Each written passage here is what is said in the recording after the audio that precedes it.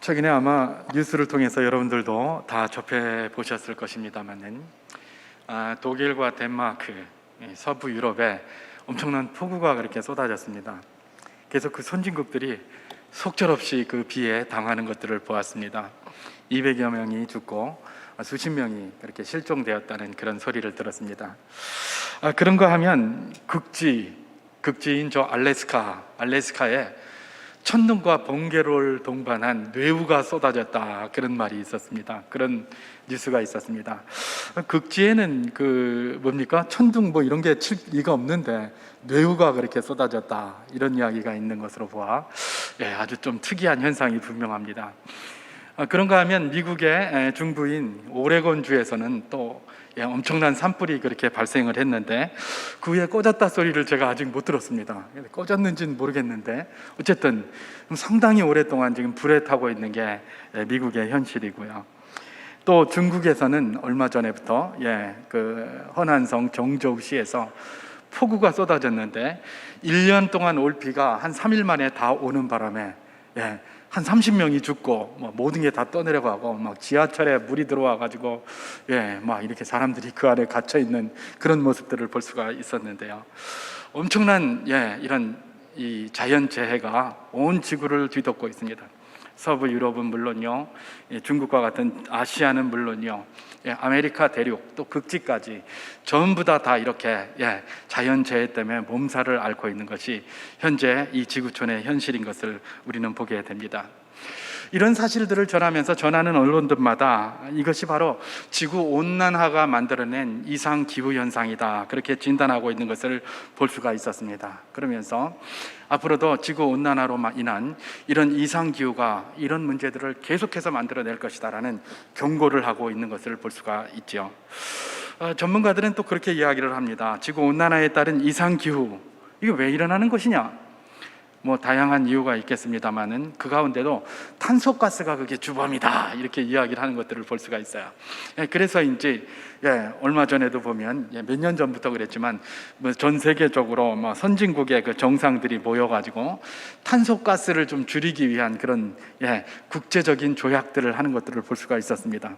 그래서 언제까지 어느 나라는 몇 % 줄이고 나아가 탄소 제로를 하겠다라고 하면서 그때까지 그 약속 못 지키면 벌금을 내고 이렇게 하는 그런 조약들에 다 이렇게 속속 서명을 하고 이렇게 하고 있었는데, 그런 것들로 봐서 정말 여러 가지 그런 요인들이 있습니다만은 이 탄소가스가 이 지구 온난화의 아주 주범이 아닌가, 그런 생각이 드는 것은 분명합니다.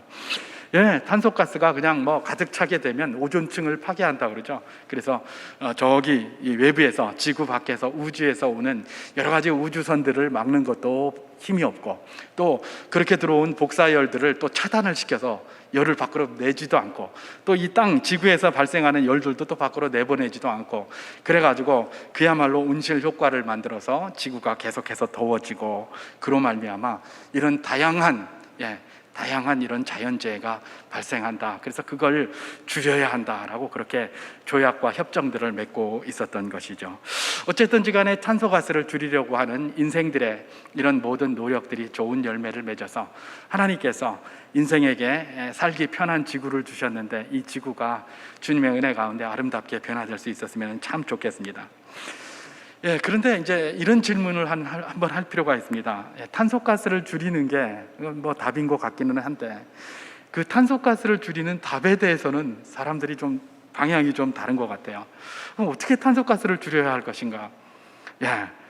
탄소가스를 줄이는 이런 어떤 방향에 대해서는 이상하게 충돌되는 그런 것들이 좀 있는 것 같습니다. 여러분, 전통적인 것은 뭐였습니까? 인간이 자꾸 개발을 하고 손을 대고 만들고 이러니까 이런 게 많이 생겼다. 자연도 황폐화되고 탄소가스도 많이 생겼다. 그러니까 사람 손 안 대면 좋겠다. 그냥 가만히 놔둬라, 그냥. 그래야 된다라는 게 전통적인 그런 입장이었습니다. 심지어는 사람이 만든 걸 아예 부숴버려라, 그냥 오히려 없애고 자연 그대로 놔두었으면 좋겠다. 이게 전통적인 그런 입장이었습니다. 사람이 손을 대면 전부 다 잘못되니까 손대지 말고 가만 두는 것이, 그것이 바로 뭐다? 이런 이상기후나 이런 지구온난화와 같은 이런 것들을 없애는 그런 유일한 길이다, 이렇게 이제 이야기를 했는데요. 가만히 들어보면 우리가 거기에 다 동의를 했습니다. 그죠? 그래서 동의를 했어요. 그게 뭐 진실과 여부와는 상관없이 그냥 동의를 하고 그럴 것 같아요. 뭐 저도 생각해 볼 때 뭐 그런 것 같아요. 그런 것 같아요. 뭐 사람이 자꾸 손대면 자꾸 뭐가 안 되고 막 이러니까 그 말이 뭐 그렇게 크게 그런 주장에 대해서 크게 우리가 의심하지도 않고 크게 문제 제기도 하지 않고 그냥 그대로 받아들였어요. 그리고 또 그렇게 생각하고 있고 또 국가 정책도 또 거기에 맞춰서 많이 그렇게 하고 있어요. 그래서 뭐 보 같은 거 만들어 놓은 것도 뭐 22조 원이나 들었다는데 그것도 다 부숴버리고 더 천문학적인 또 돈을 들어가면서 그것도 또 부숴버린다고 하고 또 그 다음에 뭡니까? 사람이 자꾸 이제 뭐 이렇게 손을 대면 안 되니까 전기나 뭐 이런 거 에너지 생산하는 것도 태양광이나 뭐 풍력 이런 걸로 하자 이래가지고 원자력 발전소 세계 최고의 실력을 가지고 있다는 그 원자력 발전소도 포기하고 그런 거 뭐 태양광 만들고 뭐든 만들고 막 그렇게 하는데 우리가 뭐 크게 그것에 대해서 뭐 여타 이야기를 하지 않아요. 왜냐하면 그게 뭐 탄소가스를 줄인다고 하고 뭐 환경을 보호한다고 하니까 그런가 보다 하는 거죠. 잘 모르는 것이죠. 그러니까 그렇게 하는 것이죠. 그런데 이게 말입니다. 최근에 제가 아주 아마 여러분들 혹시 보신 분들도 있을 거예요. 이런 이제 우리 일반적인 우리의 생각이 이런데 여기에 그냥 이상하게 완전 철퇴를 가하는 그런 책이 하나 나왔습니다. 그 책은 어떤 제목을 가지고 있느냐면 종말론적 환경주의는 어떻게 지구를 망치는가라는 이런 부제가 붙어 있고 제목은 지구를 위한다는 착각이라고 번역되어져 있습니다. 아포칼립스 네버, 원래 원제는 아포칼립스 네버인데 우리가 번역하기를 그냥 지구를 위한다는 착각 이래 놓고 종말론적 환경주의는 어떻게 지구를 망치는가, 그런 이제 부제가 붙은 그런 책입니다. 이 책에 소개한 것을 제가 글을 한번 쭉 읽어봤는데요. 여러분 이 책이 굉장히 저도 그래서 한번 이제 사서 한번 전체를 한번 다 읽어보려고 하는데 이 책이 굉장히 의미가 있는 게 이 책의 저자가 특별한 사람이기 때문에 그렇습니다. 이 책의 저자는 누구냐면 마이클 셀렌버거라는 사람입니다. 이 마이클 셀렌버거는 누구냐면 미국의 청정에너지 연구단체인 환경진보라는 게 있다고 합니다. 환경진보라는 미국의 청정에너지 연구단체의 대표를 맡은 사람이에요. 또 얼마나 이 일을 열심히 했는지 2008년도에 타임지에서 환경 영웅이라는 칭호까지 얻은 사람이 바로 이 마이클 셀렌버거라는 사람이라는 겁니다. 여러분 환경진보, 환경단체, 청정에너지 뭐 이렇게 하면 우리가 일반적으로 생각하기에 사람이 손 안 대고 뭐 태양광 이야기하고 그 다음에 무슨 뭐 풍력 이야기하고 이래야 정상 아닙니까? 그죠? 이래야 정상이에요. 근데 이 사람이 전혀 다른 이야기를 하는 거예요. 오히려 그런 것들이 지구를 망치고 있다 이렇게 얘기를 하고 있는 거예요. 이러니까 뜨악하는 거예요. 아니 이게 무슨 말이야? 우리가 지금까지 알고 있는 이런 상황과 전혀 다른 이야기를 하고 있네. 그것도 다른 사람이 아니라 환경 영웅이라고까지 타임지에서 소개까지 한 사람인데 이런 사람이 이렇게 이야기를 한다는 데는 분명히 뭔가 아무 근거 없이 그런 말 할 수 없지 않습니까? 그죠? 뭐 지구의 세계의 모든 사람들이 다 그것과는 반대 생각을 하고 있는데 그런 말을 한다는 것은 그냥 해낼 수가 없는 거고 그것도 무슨 지명도가 없는 사람이 그런 걸 하는 게 아니라 그야말로 세계적으로 이름나 있는 사람이 이런 소리를 한다는 것은 굉장한 어떤 위험 부담을 가지고 이야기를 하는 것이라는 것들을 우리가 알 수가 있는 것이죠. 이분은 오늘날과 같은 우리가 전통적으로 알고 있는 그런 기조를 뭐라고 이야기를 하냐? 환경주의라고 합니다. 그리고 나아가서 환경 종말론이다까지 그렇게 표현하는 것들을 볼 수가 있었어요.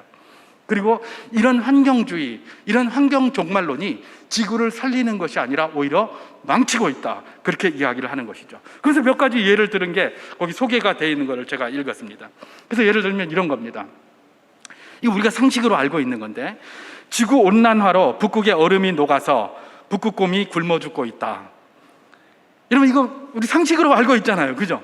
요즘도 뭐 저기 TV에 보면 종편 시작하기 전에 보면 무슨 YTN 뉴스 뭐 이런 거 시작하기 전에 보면 무슨 그린피스 그래서 북극곰을 살립시다 뭐 이래서 한 달에 2만 원이면 북극곰을 살릴 수 있습니다. 저 그린피스에서 나온 거 아닙니다. 그런 광고 막 나오잖아요. 한 달에 2만 원이면 북극곰을 살릴 수 있습니다. 그런데 북극곰이 지구 온난화로 죽어가고 있다라고 하면서 이제 막 그렇게 하고 있어요. 이게 우리가 그냥 상식적으로 알고 있는 거예요. 그냥 그런가 보다 하는 거예요. 왜냐하면 사람이 자꾸 손대면 무너진다라고 생각하고 있으니까 뭐 그 말이 맞다라고 생각을 하는 거예요. 그런가 보다 하고 마는 것이죠. 그런데 이 사람이 이제 그런 거라던가 아니면 이런 얘기, 아마존을 보통 뭐라고 그러죠? 지구의 허파다라고 이야기를 하잖아요. 그죠? 지구의 허파라고 알려진 아마존, 그 아마존이 인간의 개발 행위로 인하여 산림이 훼손이 되면서 말입니다. 어떻게 된다고요? 심각하게 지금 뭐 아마존이 다 무너지고 있다, 뭐 이런 얘기 많이 해요, 그죠? 그리고 아마존이 무너진다는 것은 곧 뭐다? 산소가 부족해지고 탄소가 많아져서 지구상에 탄소가 더 많아지고, 그러면 탄소가스가 많아져서 뭐가 된 것이다? 온난화가 더 심각하게 될 것이다. 이게 우리가 그동안 알고 있는 거였어요, 그죠? 근데 이 사람은 뭐라고 이야기를 하느냐면, 이런 게 물론 뭐 전혀 그 영향이 없다고는 말할 수 없지만은, 그런데 이게 뭐냐? 이런 주장들이 과학적 근거가 별로 없다는 겁니다. 그래서 상당수가 굉장히 과장돼 있다, 그렇게 이야기를 하는 거예요. 과학적 근거도 없고 굉장히 과장돼 있대요. 그러면서 이 사람이 그 이후로 뭐라고 되냐면, 북극곰 개체수가 줄어드는 것은 온난화의 문제가 아니라는 겁니다. 온난화의 문제로 북극곰 개체수가 줄어드는 게 아니라 사람이 북극곰 사냥을 너무 많이 한답니다. 사람이 사냥을 해서 없어지는 거지 온난화로 없어지는 게 아니라는 거예요. 이건 뜨악이잖아요, 그죠? 뜨악이에요, 뜨악. 예. 그리고 또 아마존이 산림이 훼손되고 있다, 지금 급속하게 훼손돼서 이제 얼마 안 있으면 다 없어질 것이다, 아니라는 거예요. 아직도 아마존의 산림은 80%가 건재하답니다. 그리고 아마존이 지구의 허파라는 것도 다 근거 없는 소리라는 겁니다. 왜냐하면 거기에 있는 산림이 산소를 내뱉은 것만큼 그대로 또 다 흡수하고 있다는 거예요. 그래서 거기서 산소가 더 나오지를 않는다는 거예요. 오히려 제가 뒤에 다른 얘기를 하겠습니다만은 그러는 거예요. 그러니까 아마존이 뭐 지구의 허파라서 뭐 어쩌고, 이게 근거 없는 소리라는 거예요. 여러분, 이거는 환경 반대론자가 하는 게 아닙니다. 환경론자가 지금 이런 이야기를 하고 있는 겁니다. 예. 이런 소리를 들으니까 이거 뚜악하는 거야. 아니, 이게 무슨 말이야? 이게 무슨 말이야? 이 사람은 에너지에 대해서도 그렇게 얘기를 해요. 우리는 환경을 위하고 탄소를 줄이기 위해서 무슨 뭐 원자력 발전소 없애야 된다, 뭐 그 다음에 무슨 뭡니까 수력, 화력 이런 거 막 짓고 그러지 말고 막 이런 거 하지 말아야 된다, 뭐 이렇게 얘기를 하는데, 이 사람은 오히려 반대로 얘기를 해요. 환경을 위해서 이런 것들을 만들어야 된다는 거예요. 태양광이나 풍력 이런 것들은 워낙 효율이 떨어지고 워낙 에너지 밀도가 낮아서 그만큼 만들어내려면 굉장히 많이 지어야 되고, 이러면 너무나 안 좋다는 겁니다, 환경에. 그래서 풍차 저거 하나가 있으면 얼마나 많은 곤충이 죽는지 모른답니다. 그 풍차 돌아가는 그거에. 그리고 태양광 발전 이런 것들은 원자력보다도 300배나 더 폐기물이 많이 나온다고 그래요. 300배나. 뭐 그 근거는 어떻게 찾았는지 제가 잘 모르겠어요. 어쨌든 전문가가 그런 소리 하는 거예요. 그것도 다른 전문가가 아니라 환경 영웅이라고 칭찬받는 환경 전문가가 이런 이야기를 하고 있는 것이죠. 전혀 다른 이야기. 여러분, 이분의 이야기에 여러분 어떻게 생각이 드십니까? 저는 상당히 동의가 됐습니다. 상당히 동의가 됐어요. 특별히 지난 7월 15일 날 아침 뉴스에 이런 보고서가 나왔다는 뉴스가 나왔었습니다. 여러분들 혹시 들으셨나 모르겠는데 이런 거예요. 아까 아마존 제가 말씀드렸죠. 아마존의 산림이 탄소가스를 흡입하는 것보다 탄소가스를 더 많이 배출한다는 거예요. 이거 우리가 알고 있는 것과 전혀 다르잖아요.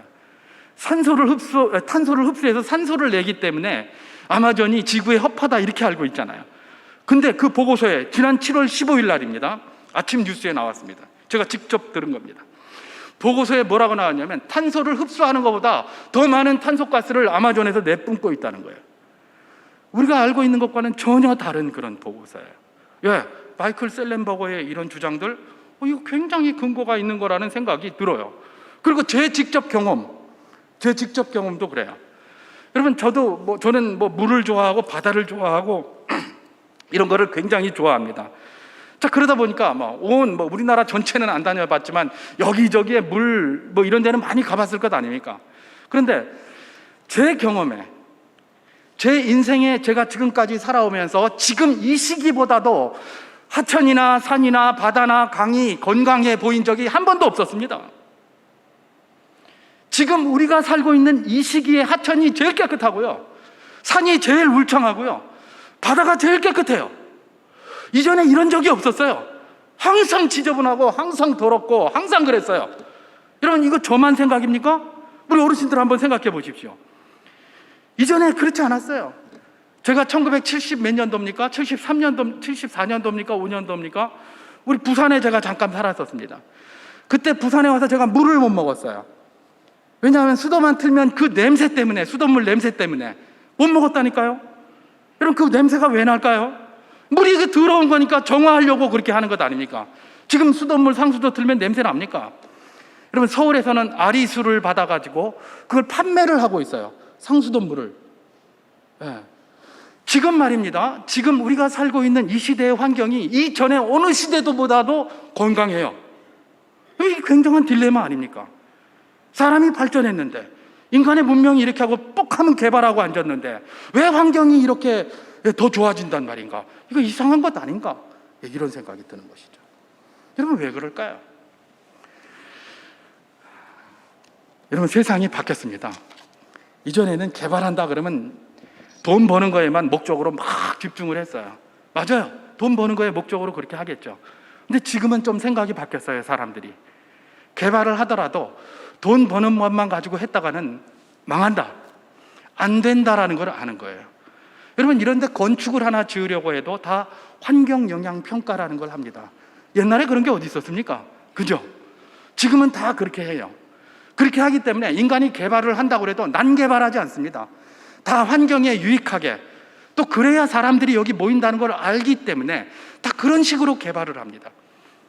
그렇기 때문에 오히려 어떤 겁니까? 이전에는 사람이 손을 대면 황폐화됐는데 지금은 사람이 손을 안 대면 황폐화돼요. 여러분, 대한민국 어느 땅이든 지구상 어느 땅이든 사람 손 안 된 데 한번 들어가 보세요. 대부분 다 망쳐 있습니다. 사람이 안 사는 곳은 모르겠는데 사람이 사는데 사람 손 안 된 데 가 있습니까? 다 망쳐 있어요. 사람이 관심을 가지고 손을 대고 그렇게 해야 거기가 정리가 되고 깨끗해지고 환경이 좋아집니다. 그게 바로 현재 이 시대를 살아가고 있는 우리가 경험하고 있는 것입니다. 여러분, 마이클 셀렌버거가 무슨 제안을 합니까? 자꾸 손대지 말라고 하는데 손대야 된다는 겁니다. 손대야, 그래야 환경이 보호된다는 겁니다. 사람이 개발을 해야 환경이 보호된다는 거예요. 전혀 다른 소리를 합니다. 그런데 제가 제 경험이나 또 여러 가지 그런 데이터들 새롭게 나오는 것들을 이렇게 보면서 이 사람 말이 굉장히 맞을 수도 있겠다라는 생각이 딱 들게 되는 것입니다. 그러면서 어쩌면 우리는 이런 생각을 해볼 수 있게 될 것입니다. 우리가 살아가고 있는 지금 이 세상, 많은 착각 속에 살아가고 있는 것은 아닌가? 나도 모르는 사이에 그냥 자연스럽게 받아들이는 그것, 우리가 그렇다고 생각하는 그것이 착각이 아닌가? 착각이 아닌가? 어쩌면 이런 착각 속에서 너무나 많이 흔들리고 있을지도 몰라요. 그래서 그것을 알고 있는 사람들에게 이용도 당할 수도 있고요, 또 그 사기도 당할 수도 있고요, 때로는 그게 착각이 아니라 맞을 수도 있고요, 막 그런 거예요. 그래서 우리가 분별력이 굉장히 중요해지는 것이죠. 여러분, 제가 오늘 왜 이런 착각에 대해서 이야기를 하고 시작을 합니까? 오늘 본문이 바로 그 모양과 그 형태는 다르지만 착각을 이야기하고 있기 때문에 그렇습니다. 여러분, 오늘 본문은 어떤 내용이냐? 사도 바울이 로마 교회에 편지를 보낸 로마서의 내용입니다. 로마 교회에는 참 신실한 성도들이 거기에 많이 있었는데 이분들 가운데 착각하고 사는 분들이 있었어요. 그분들은 누구냐? 로마 교회 성도들 가운데 특별히 유대인 출신 로마 교회 성도들이 아닌가, 저는 그렇게 생각을 합니다. 이 사람들이 착각을 하고 있었어요. 무슨 착각을 하고 있었느냐? 이분들은 원래 믿음으로 다 의롭다함을 받은 사람들이었어요. 예수 그리스도를 믿음으로 그 교회에 들어와서 신앙생활하고 있는 사람들이었어요. 예외 없이 모든 자들이 그런 사람이었어요. 왜 그럴까요? 제가 감히 어떻게 그런 이야기를 할 수 있습니까? 아니, 교회에 들어왔다고 다 믿음으로 의롭다함을 받은 사람이라고 어떻게 당신이 마음대로 말할 수 있단 말인가? 그렇게 하십니까? 아닙니다. 로마 교회는 그랬어요. 왜 그랬을까요? 제가 왜 이런 이야기를 할까요? 여러분, 사도 바울이 고린도전서 12장 3절에서 그렇게 이야기를 했어요. 성령으로 아니하고는 누구도 예수를 주라고 할 수 없다, 그렇게 얘기를 했어요. 성령으로 아니하고는 누구도 예수를 주라고 그 입으로 고백할 수 없다는 거예요. 여러분, 오늘 이 시대는 어떨까요? 오늘 이 시대는 성령으로 아니하고도 얼마든지 예수를 주라고 고백할 수 있어요. 못합니까? 여기 불신자들 데려다 놓고, 너 돈 10,000원 줄 테니까 예수를 주라고 한번 해봐. 당연히 하죠. 못하겠습니까? 합니다. 성령으로 아니하고라도 지금 이 시대는 예수를 주라고 할 수 있어요. 근데 로마 교회의 이 시대에는 성령으로 아니하고는 예수를 주라고 할 수가 없었어요. 고백하는 그 순간 뭐예요? 모든 게 다 잃어야 돼요. 그 고난과 핍박을 어떻게 다 견뎌내겠습니까? 그죠? 제가 지난 주일날 말씀드렸잖아요. 어떤 말씀입니까? 지금 이 로마서가 쓰이기 한 5, 6년 전에 크레스투스의 폭동이 있었다고 했습니다. 크레스투스의 폭동이 뭡니까? 예수 믿는다고 유대인들이 박해를 가하는 거예요. 얼마나 그 폭동이 심했는지, 로마 황제가 그냥 짜증이 다 나는 겁니다. 짜증이. 그래서 글라우디오가 그냥 막, 야, 로마인들, 유대인들 이 로마 땅에서 다 나가라. 그래가지고 그때 이 로마 교회에 있는 유대인 출신들까지 전부 다 자기 삶의 터전을 다 빼앗기고 다 쫓겨났잖아요. 그죠? 쫓겨났는데 이 사람들 쫓겨나서도 거기 가서 뭘 했습니까? 복음 전했어요. 대표적인 사람이 누굽니까? 브리스길라와 아굴라잖아요. 대표적인 사람들이에요. 이 사람들은 다 뭐예요? 그런 박해와 그런 핍박 속에서도 다 예수 믿고 산 사람들이에요. 이 사람들이 그런 사람들이에요. 그래서 로마 교회에 들어있는 모든 사람들은 뭐예요? 다 예수 그리스도를 믿음으로 말미암아 의롭다함을 입은 사람들이었어요. 그랬는데 이 사람들이 갑자기 뭐예요? 유대주의자들이 가르친 거짓 그 가르침에 현혹이 되기 시작한 것이죠. 뭐라고 현혹된 겁니까? 너희가 의롭다함을 입으려면 예수 믿는 것만 가지고 안 돼. 율법도 지켜야 되고 절기도 지켜야 되고 월삭도 지켜야 돼. 그래서 율법 지키는 거를 아주 그냥 하찮은 걸로 다 만들었죠. 뭡니까? 할례하는 거. 할례 정도를 하면 율법 지키는 걸로 그렇게 이야기를 한 거예요. 거기다가 뭐 몇 가지의 율법 자기들이 지정한 거 그 당시에 웬만하면 다 지킬 수 있는. 그래서 우리 주님께서 뭐라고 얘기를 했습니까? 너희의 의가 저 바리새인들의 의보다 낫지 않으면 결단코 천국에 들어갈 수 없느니라. 그렇게 얘기를 했어요. 그랬는데 심지어 뭡니까? 지금 천국에서는 세례 요한이 낫지 않는 사람이 없다. 그렇게까지 이야기할 정도였어요. 그러니까 그들의 의라는 게 사실은 굉장히 수준 낮은 의였죠. 유대인들이. 근데 그걸 해야 그 의롭다함을 받는다. 이렇게 가르친 거예요. 근데 여러분, 우리가 현혹이 되는 게 뭡니까? 그렇다고 생각하는 거에 잘 현혹이 돼요. 그러니까 그냥 은혜로 구원을 받았다. 예수 그리스도를 믿음으로 은혜로 구원받았다 하니까 이게 조금 구원이 그래도 좋고 의롭다함이 그래도 좋은데 이게 공짜로 받았다고 하니까 뭔가 이게 공짜는 비지떡 같아요. 그죠? 그리고 뭔가 율법의 의를 행해서 받았다고 하니까 그게 또 마음에 끌려요. 왜 그렇습니까? 죄된 본성이 그렇잖아요. 뭐 왠지 공짜는 왠지 은혜는 값싼 것 같고 공짜는 다 거짓말 같고 이런데 거기다 니네가 이런 거 지키면 의롭다함을 받는 거야. 그러니까 우리에게 딱 맞는 거예요. 여러분 아까 그거 환경주의 이런 것들 마찬가지예요. 환경주의 그런 것들 어떤 겁니까? 사람이 손 안 대는 게 맞는 것 같아요. 뭐 그게 진리냐 아니냐 진실이냐 아니냐는 관계없어요. 그냥 사람이 손 대면 좀 뭐가 안 될 것 같아요. 자연 그대로 놔두는 게 제일 좋은 것 같아요. 그렇습니까? 아닐 수 있다는 거예요. 아닐 수 있다. 지금 유대인들의 착각이 그거예요. 그러니까 자기들이 이미 믿음으로 의롭다함을 받은 사람들임에도 불구하고 착각에 빠져가지고 율법의 의로다가 의롭다함을 받으려고 하는 그런 모습으로다가 이렇게 지금 움직이고 있는 것이죠. 유대주의자들의 이 잘못된 현혹이 만개하고 있을 때 사도 바울이 지금 어떻게 하는 겁니까? 로마서를 쓰는 겁니다. 그러면서 그런 것을 착각하지 말아라. 율법의 의로, 율법의 행위로 너희가 의롭다함을 받는다는 것은 순전한 착각이다. 그러면서 오늘 본문 19절 20절을 이렇게 쓴 겁니다. 사도 바울이 우리가 알거니와 무릇 율법이 말하는 바는 율법 아래에 있는 자들에게 말하는 것이니 이는 모든 입을 막고 온 세상으로 하나님의 심판 아래에 있게 하려 함이라. 그러므로 율법의 행위로 그의 앞에 의롭다 하심을 얻을 육체가 없나니 율법으로는 죄를 깨달음이라. 이렇게 기록하고 있습니다. 여러분 우리가 어느 생각들이나 어떤 주장들이 두 개가 막 충돌을 할 때 우리가 이 문제를 해결하려면 어떻게 해야 됩니까? 그 문제의 본질이 뭔가를 살펴보는 것이죠. 그게 굉장히 중요해요. 무엇이든지 어디 다툼이 있습니까? 그러면 그 문제가 뭔지, 그 문제가 처음에 왜 생겼는지, 그 문제의 본질은 무엇인지를 먼저 살펴보는 게 중요해요. 한참 지나고 난 다음에 이 뒤에 거 가지고 싸워봐야 소용없어요. 그 문제의 본질이 뭔지를 알아야지. 처음에는 어떻게 시작했는지 그걸 알아야지. 그죠? 바로 그런 것들이에요. 그러니까 먼저 있는 그 목적이 무엇인지 이걸 아는 것은 굉장히 중요해요. 여러분, 그래서 종교개혁자들이 어떻게 했습니까? 당시에 로만 카톨릭에서 뭘 가르쳤느냐, 뭐 연옥을 가르치고 면죄부를 가르치고 이러면서 굉장히 혼란하게 했어요. 근데 사람들이 뭐 그걸 당연하게 생각을 했어요. 왜냐하면 뭐 성경을 그 사람들이 가지고 있는 것도 아니고 볼 수 있는 것도 아니고 잘 모르잖아요. 그러니까 그걸 뭐 당연하게 생각하고 그냥 로마교에서 시키는 대로, 카톨릭에서 시키는 대로 그대로 다 따라 했는데, 종교개혁자들이 보니까 이게 아닌 것 같거든요. 아닌 것 같으니까 이 아닌 게 아닌 거로 명백히 드러나게 하기 위해서 뭘 한 겁니까? 성경으로 돌아가자, 그렇게 했잖아요. 그래서 성경이 뭐라고 하는지 들여다보자. 들여다보니까 그게 완전 틀린 거라는 것이죠. 그게 종교개혁의 기치가 됐던 것 아닙니까? 사도 바울도 지금 그걸 하고 있는 거예요.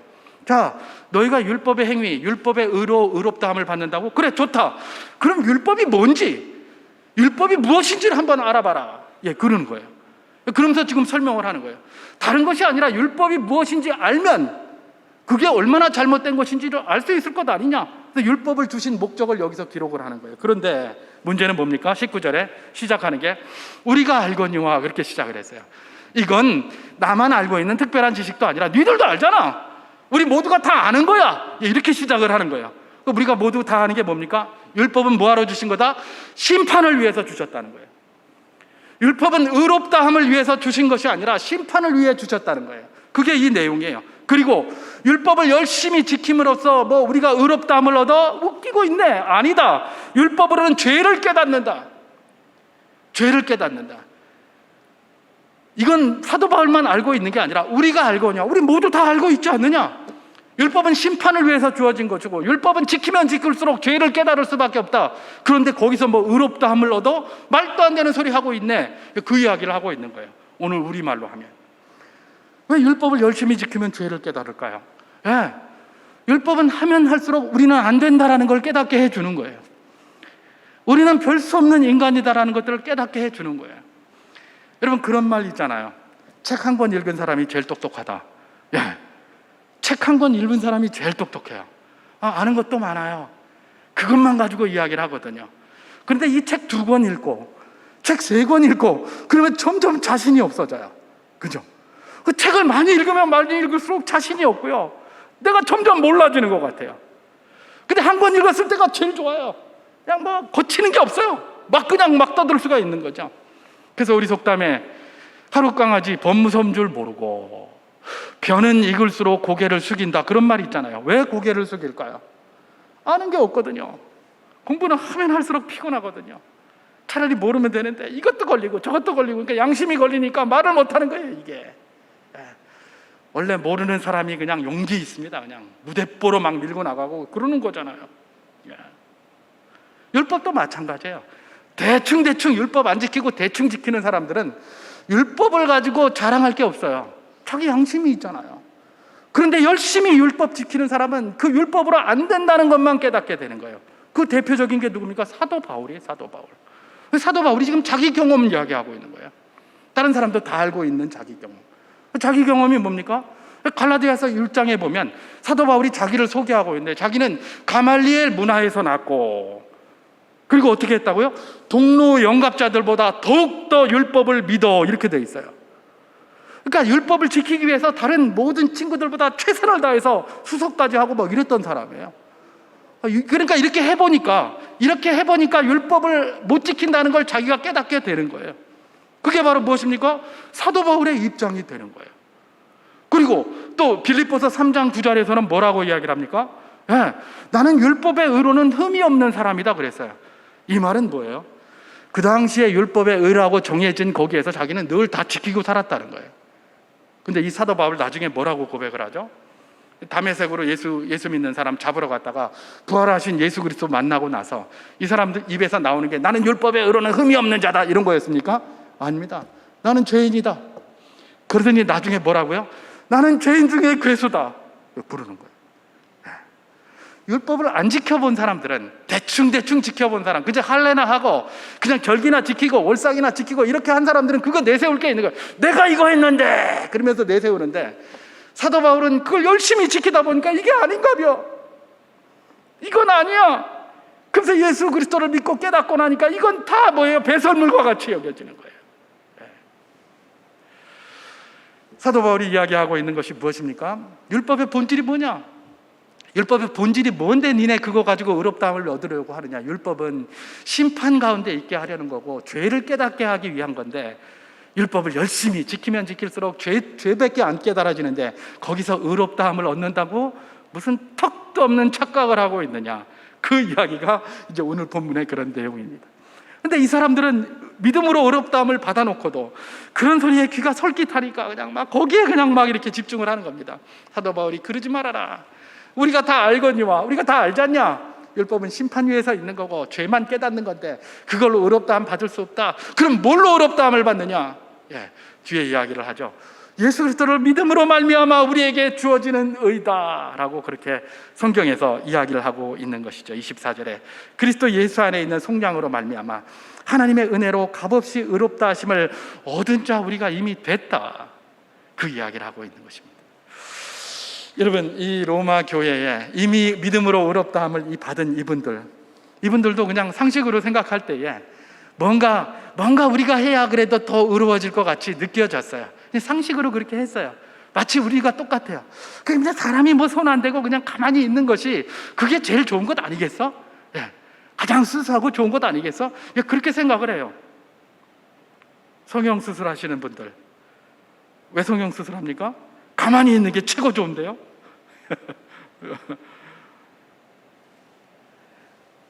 여러분, 이런 생각들, 또 이런 착각들이 어쩌면 우리 가운데 굉장히 많습니다. 우리는 어쩌면 로마 교회에 있었던 이런 분들의 착각은 이제 더 이상 없어요. 예를 들면 우리는 율법을 열심히 행위로 구원받는다고 생각하지 않기 때문에 그래요. 우리는 예수 그리스도를 믿음으로 의롭다함을 받는다는 것 확신해요. 그리고 그렇게 사시는 줄 믿습니다. 그 확신이 흔들리지 말아야 해요. 근데 우리는 또 가끔 특별히 하나님 말씀과 관련해서 다양한 그런 착각도 있지만은 말씀과 관련해서 착각도 또 많이 하고 살아요. 그래서 이제 이런 말씀이 우리에게 한번 도전할 필요가 있는 것이죠. 우리는 인간에서의 삶, 이 밖에서의 모든 삶뿐만 아니라 하나님 말씀에서조차 착각할 때가 많이 있는데요. 그 착각 한두 가지만 가지고 한번 이야기를 하고 마치도록 하겠습니다. 우리가 하나님 말씀에 착각하는 거, 우리는 예수 그리스도를 믿음으로 구원받고 의롭다함을 받는다는 것에는 흔들림이 없습니다. 믿음 그 위에 딱 있어요. 그런데 착각하는 것, 특별히 하나님 말씀과 관련해서 착각하는 것이 있는데 그러는 것이죠. 한편으로는 이런 겁니다. 우리가 원하는 것이 곧 하나님이 뜻이다, 이런 것들 말이죠. 요즘 우리가 예레미야서로다가 그 큐티를 하고 있습니다. 예레미야서의 내용이 그거잖아요. 자기들이 생각이 곧 하나님의 뜻이라고 하는 거예요. 그러니까 하나님은 예레미야에게만 계속해서 말씀을 주셨는데 예레미야, 네 말이 틀렸다는 거예요. 네 말은 하나님 뜻 아니다는 거예요. 우리가 하나님의 뜻이다, 우리가 말하는 게 하나님의 뜻이다 그러면서 예레미야를 때리고 시위대에 가두고 구덩이에 파묻고 별짓 다 하는 거잖아요. 근데 그게 여전히 죄된 본성을 가진 우리 인생들에게 항상 있어요. 우리도 그렇게 생각할 때가 참 많아요.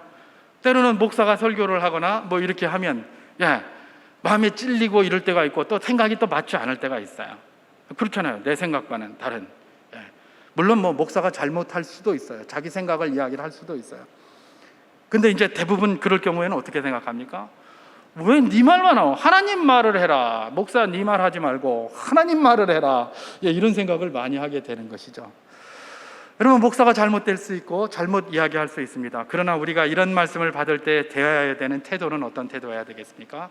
하나님께서 나의 이 모난 성품을 다듬기 위하여 내 마음에 걸리는 이런 것들을 주시는구나. 내가 거의 그 말씀에 부대끼고 걸린다는 것은 뭐겠습니까? 결국은 그런 부분에 내가 뭐가 나 있다는 증거예요. 그걸 깎기 위해서 나를 주시는구나라고 감사함으로 받으면 됩니다. 그러면 하나님의 역사가 우리를 주관하게 될 것입니다. 자, 이런 착각이 있는가 하면 또 반대의 착각도 있습니다. 어떤 분들은 이런 착각을 또 하고 있는 것 같아요. 그건 무슨 착각이냐? 하나님 말씀과 관련해서 하나님의 말씀은 항상 뭔가 회개를 동반해야 되고 잘못을 지적하고 회개를 선포하는 거, 이게 하나님의 말씀이다. 맨날 평안을 이야기하고 복을 이야기하고 은혜를 이야기하고, 이거 하나님 말씀 아니다. 죄를 선포하고 회개를 선포하고 이러는 게 하나님의 말씀이다. 맞습니다. 죄를 선포하고 회개를 선포하는 거 하나님의 말씀 맞아요. 근데 그것만 하나님의 말씀이라고 주장하는 것은 잘못된 것이죠. 착각을 해요. 그런 거를 이야기를 해야 다 좋다고 생각을 해요. 결코 그렇지 않습니다. 하나님은 때로는 우리를 위로하시기 위하여, 하나님은 때로는 주저앉아 있는 우리를 다시 세우시기 위하여 우리 뜻과 같은 뜻을 우리에게 보여주실 때도 있고, 그런 말씀으로 우리를 위로하실 때가 있는 거예요. 그럴 때는 우리가 어떻게 받으면 됩니까? 하나님 감사합니다. 내가 지금 이 진창에서 쓰러져 있는데 나를 세우시기 위하여 저런 말씀으로 저를 위로하시는군요. 감사합니다. 이러고 받는 거예요. 하나님 우리보다 더 높으시고 더 뜻이 크신 분이에요. 우리 머리에 가둬가지고 이게 하나님의 뜻이다, 저게 하나님의 뜻이다, 감히 인간이 그렇게 할 수 있는 것은 아닌 것이죠. 그렇기 때문에 우리의 자세는 어떻게 해야 됩니까? 우리가 언제든지 하나님의 말씀이든 무엇이든 착각 속에 있을 수 있다라는 겸손한 마음을 가져야 되는 것입니다. 그리고 그 앞에서 늘 하나님 앞에 겸손한 마음으로 사람을 대하고, 겸손한 마음으로 말씀을 대하고, 그렇게 살아가는 것 말입니다. 하나님 나를 사랑하셔서 때로는 경책하실 때도 있고, 때로는 근신을 명하실 때도 있지만, 때로는 평강을 주시고 위로하시고 눈물로 세우려고 하실 때도 있다는 사실을 우리가 기억하면서, 하나님의 말씀을 어느 한쪽으로 붙드는 것이 아니라 양쪽으로 다 붙들고 나아갈 때에 착각으로 세상을 사는 것이 아니라 하나님의 뜻으로 세상을 살게 될 줄 믿습니다. 이 세상은 복잡합니다. 많은 착각을 우리에게 일으키게 합니다. 특별히 이 세상을 무슨 세상이라고 하죠? 요즘 포스트 트루스의 시대라고 이야기를 한다고 합니다. 포스트 트루스 무슨 뜻일까요?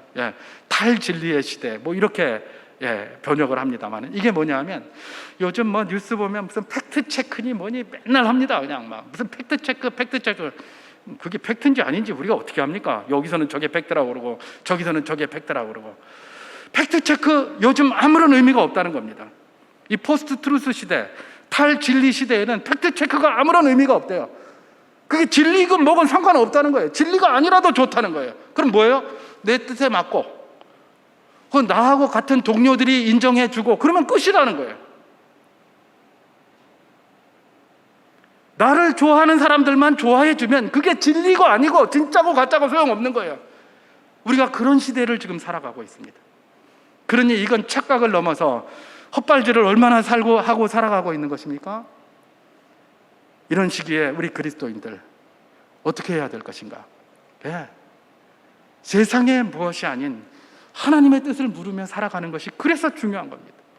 착각에 빠지지 않고, 포스트 트루스 시대의 이 내편 진리에 빠지지 않고 하나님의 말씀 위에 든든히 서서 살아가는 이 모습, 이런 말씀이 오늘 우리에게 주는 도전이요, 우리 그리스도인들이 살아가야 할 지평인 줄 믿습니다.